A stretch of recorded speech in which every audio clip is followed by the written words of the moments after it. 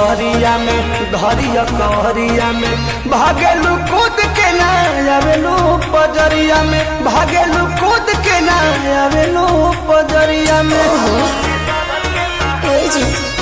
अपना सुख खाती हमारा के दुख दिले कहे दिलवा में राजा जी हुक दिले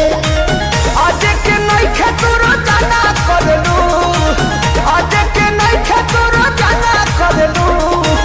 मांगिले मांगिले मांगिले जब जब माना करलू कमर में दर्द के बहाना करलू रे गोरी कमर में दर्द के बहाना करलू रे गोरी कमर में दर्द के बहाना करलू कैसे कहे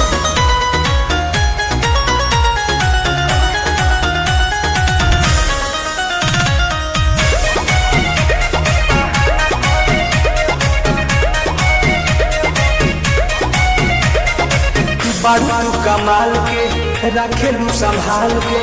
कहे छछना तारू निकी निहाल के कहे छछना तारू निकी निहाल के आहे हो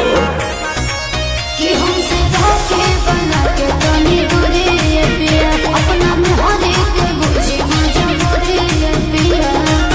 और मत प्रियांशु के ना खाना देबेलू और मत प्रियांशु के ना खाना देबेलू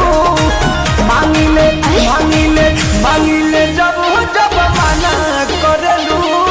कमर में दर्द के बहाना करेलू रे गोरी कमर में दर्द के बहाना करेलू रे गोरी कमर में दर्द के बहाना करेलू ट्रस्ट में जान अरे आओ ना